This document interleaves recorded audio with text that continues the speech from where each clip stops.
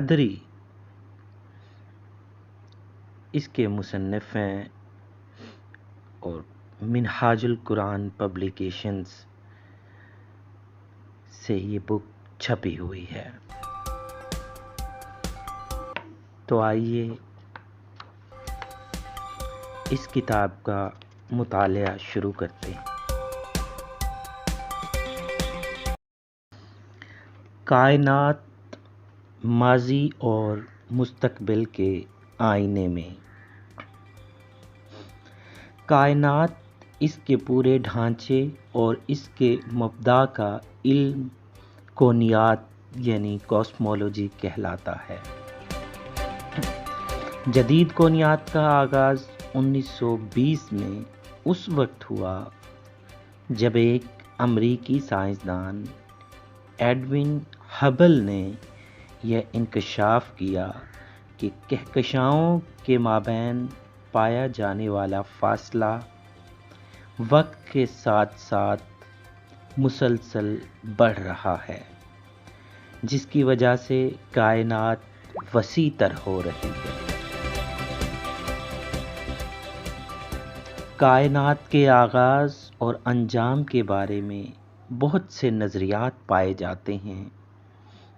ان میں سے ایک اہم نظریہ جو زیادہ دیر تک مقبول عام نہ رہ سکا، مستحکم حالت کا نظریہ اسٹڈی اسٹیٹ تھیوری تھا، جس کے مطابق کائنات ہمیشہ سے ہے اور ہمیشہ رہے گی۔ موجودہ دور میں تقریباً تمام سائنسدان اس بات پر متفق ہیں کہ کائنات ایک عظیم دھماکے سے وجود میں آئی ہے۔ تاہم کائنات کے انجام کے بارے میں ابھی سائنسدانوں میں مختلف نظریات پائے جاتے ہیں اور کسی ایک نظریے پر ان کا اتفاق نہیں ہو سکا۔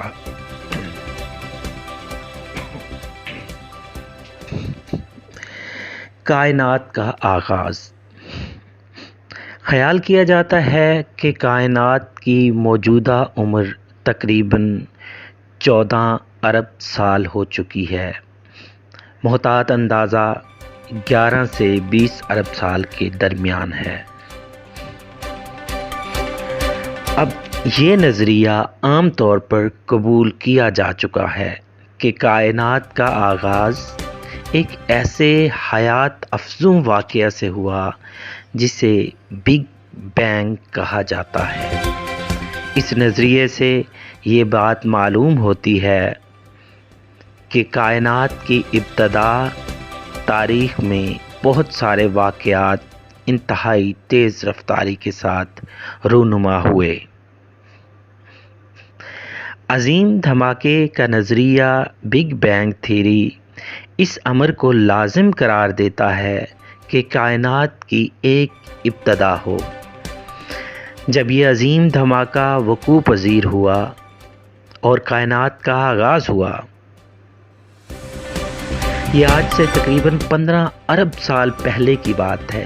عظیم دھماکے کا نظریہ اس بات کو بھی لازم قرار دیتا ہے کہ کائنات کا اختتام ہو، جب تمام تر مادہ کائنات آپس میں ٹکرا کر پاش پاش ہو جائے گا۔ یہ عظیم سانحہ آج سے تقریباً 65 ارب سال بعد وقوع پذیر ہوگا۔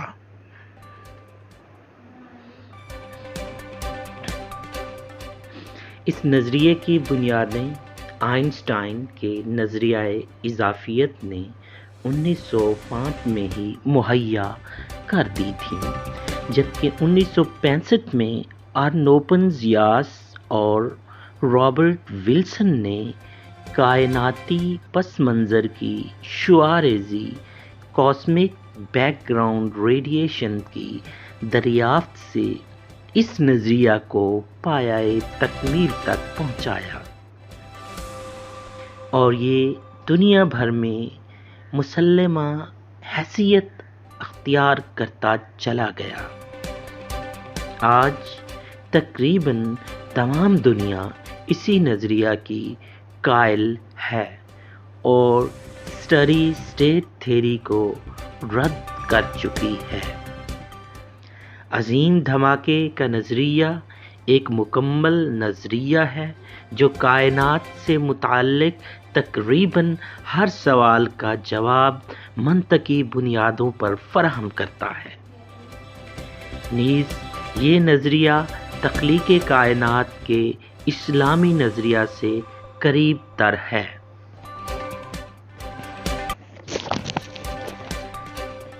اپنی پیدائش کے معاً بعد کائنات مختلف قسم کے ذیلی ایٹمی ذرات سب ایٹمک پارٹیکلز کا مجموعہ بن گئی، جس میں الیکٹران، پوزیٹران، نیوٹریناز اور اینٹی نیوٹریناز کے علاوہ ریڈیشنز کرنے والے فوٹونز بھی شامل تھے۔ اس لمحے کائنات کا درجہ حرارت 1,000,000,000 1,80,000,000,000 فارنہائٹ تھا اور اس کی کثافت یعنی ڈینسٹی پانی کی نسبت 4 ٹائمز زیادہ تھی۔ 1 سیکنڈ بعد درجہ حرارت کم ہو کر 10 ارب سینٹی گریڈ 18 ارب فارنہائٹ رہ گیا۔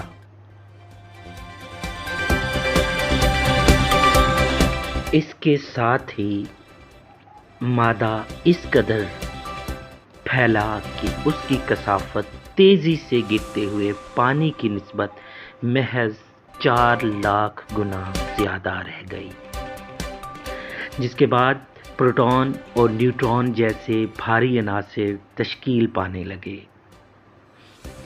14 سیکنڈ بعد ٹمپریچر 3 ارب سینٹی گریڈ 5 ارب 40 کروڑ فارنہائٹ تک گر گیا، جبکہ اس کے ساتھ متضاد چارج شدہ پوزیٹرونوں اور الیکٹرونوں نے ایک دوسرے کو فنا کرتے ہوئے توانائی خارج کرنا شروع کر دی۔ اسی اثنا میں 2 پروٹون اور 2 نیوٹرون پر مشتمل ہیلیم کے نیوکلیائی تشکیل پانے لگے۔ 3 منٹ بعد کائنات کا درجہ حرارت 90 کروڑ سینٹی گریڈ 1 ارب 62 کروڑ فارنہائٹ تک گر گیا۔ اس درجہ پر پہنچ کر حرارت کی شدت میں اس قدر کمی واقع ہو چکی تھی کہ ڈیوٹریم کا مرکز جو ایک پروٹون اور ایک نیوٹرون پر مشتمل ہوتا ہے وجود میں آ سکے۔ 30 منٹ بعد درجہ حرارت 30 crore centi grade 5 crore 40 lakh Fahrenheit تک آ پہنچا۔ اس موقع پر آنے تک بیشتر ابتدائی اصلی ذرات ختم ہو چکے تھے، کیونکہ الیکٹران اور پروٹون کی ایک بڑی تعداد اپنے متضاد ذرات یعنی اینٹی پارٹیکلز یعنی پوزیٹرون اور اینٹی پروٹون کے ذریعے فنا ہو چکی تھی، جبکہ بہت سے بچے کھچے پروٹون اور نیوٹرون ہائیڈروجن اور ہیلیم کے مرکزے کی تشکیل میں کام آ چکے تھے۔ یہ سلسلہ یوں ہی جاری رہا اور تقریباً 1 لاکھ سال بعد آیونز اور الیکٹرون نے مل کر ایٹم کو تشکیل دے دیا۔ کائنات کی وسعت پذیری کا عمل جاری و ساری رہا۔